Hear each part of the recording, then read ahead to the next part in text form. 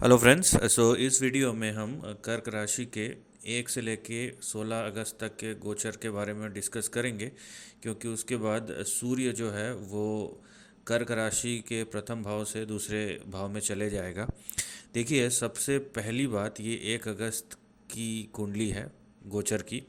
सबसे पहली बात, अगर आप देखेंगे, राहु और केतु को छोड़ के बाकी सारे जो प्लैनेट्स है, सारे जो ग्रह है, वो या तो चर राशि में है या फिर द्विस्वभाव राशि में है।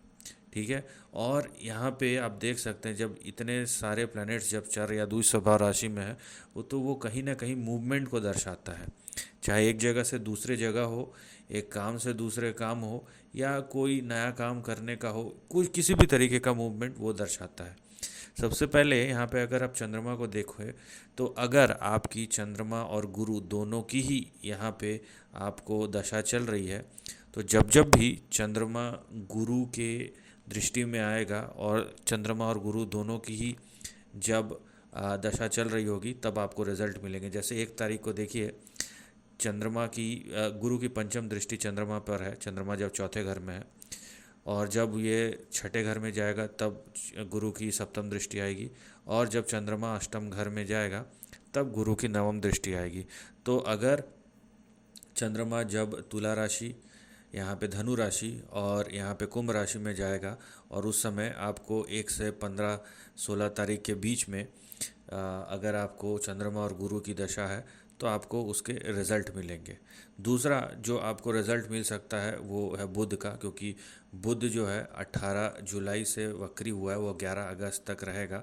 तो जो अगस्त के पहले 11 दिन है, वहाँ पे आपको बुध से रिलेटेड भी मूवमेंट देखने मिल सकता है। देखिए, बुध जो है यहाँ पे दो ट्रैवल हाउस का लॉर्ड है। ठीक है। यहाँ पे खर्चे के भाव का भी है, बेड प्लेजर के भाव का है, बहुत सारा है, लेकिन एक तो 12वें घर का स्वामी है और एक तीसरे घर का स्वामी है, और वो आ गया है आपके लग्न पे, वो भी वक्री होके। तो अगर आपको बुध की अंतरदशा अंतरदशा है, तो यहाँ पे आपको कहीं ना कहीं मूवमेंट के बहुत स्ट्रांग चांसेस बनते हैं। तीसरी बात, यहाँ पे अगर आप देखेंगे तो मंगल के साथ एक केतु का यहाँ पे अंगारक दोष बना हुआ था। मंगल भी यहाँ पे तीसरे हाउस में चले आएगा। तीसरा हाउस जो होता है पराक्रम का, तीसरे घर में मंगल बहुत अच्छे रिजल्ट देता है, लेकिन ये तीसरा घर भी कहीं ना कहीं शॉर्ट टर्म ट्रैवल्स का है। ठीक है। तो अगर आपको मंगल की दशा है तो उसमें भी आपको ट्रैवल दिखते हैं। उसके बाद अगर आपको शनि की दशा है, तो शनि से रिलेटेड भी आप रिजल्ट एक्सपेक्ट कर सकते हैं। वैसे तो जब ये वक्री के एकदम प्राइम मोड पे आ जाएगा, लेकिन उसका मतलब है जब से वक्री होना शुरू हुआ है और उसके सेंटर में, मतलब 4 महीने के वक्री है तो 2 महीने के बाद एकदम सेंटर में, तब आपको प्राइम रिजल्ट देगा। लेकिन अगर आपको शनि की दशा है और शनि वक्री है, तो इसके भी आपको रिजल्ट मिल सकते हैं। यहाँ पे आप देखेंगे शुक्र जो है वो अब शनि की दृष्टि से, इससे पहले जब वो 11वें घर पे था, वो शनि की दृष्टि में था। अब ये शनि की दृष्टि से हट जाएगा जुलाई के आखिरी में, और यहाँ पे आप देख सकते हैं ये 21 अगस्त तक यहाँ पे आपके 12वें घर में ही रहेगा। यहाँ पे और एक बात देखिए कि चतुर्थ घर का स्वामी 12वें घर में जा रहा है, ये भी एक ट्रैवल का योग दिखाता है। ठीक है। और शुक्र कालपुरुष की कुंडली में 12वें घर का होता है, और वो उच्च का होता है 12वें घर में। तो यहाँ पे शुक्र से रिलेटेड खर्चे हो सकते हैं आपके, अगर आपको शुक्र की दशा है तो। उसका रीज़न ये भी है क्योंकि जुपिटर के साथ बैठा हुआ है। वैसे जुपिटर जिस घर में बैठता है उस घर को डेंट मारता है, और जिधर देखता है उधर वृद्धि करता है।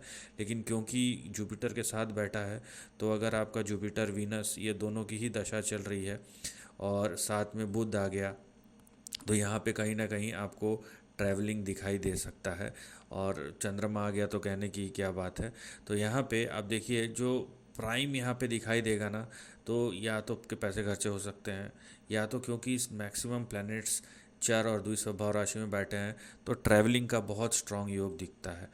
दूसरी बात यह है कि मान लीजिए आपकी अगर गुरु की और राहु की यहाँ पे दशांतर दशा चल रही है, दोनों की ही, तो यहाँ पे देखिए गुरु का जो नवम दृष्टि है वो राहु पे है। राहु नो डाउट बाकी चीज़ों में खराब कर सकता है, लेकिन मटेरियल गेंस के लिए बहुत अच्छा है। और अष्टम भाव से सडन गेंस के बारे में यहाँ पे देखा जाता है। तो यहाँ पे अगर आपको गुरु और राहु, राहु में गुरु, गुरु में राहु है, और गुरु क्योंकि अभी अस्त था तो पाव नहीं दे पा रहा था रिजल्ट, लेकिन अब ये उदय हो चुका है। तो गुरु की नवम दृष्टि जब राहु पे है, ये एक्सपैंड करेगा चीज़ों के। राहु वैसे ही एक्सपेंशन का कारक है, ऊपर से गुरु की दृष्टि में आ गया है तो एक्सपैंड करेगा। तो ये एक बहुत अच्छा चीज़ है जो हो सकता है अगले 15 दिनों में। तो यहाँ पे सारे प्लैनेट्स की दशा दृष्टि ऐसी बनी हुई है कि दो प्लैनेट जो वक्री है वो आपको रिजल्ट देने में सक्षम है। चंद्रमा जब भी गुरु की दृष्टि में आएगा वो आपको रिजल्ट देने में सक्षम है।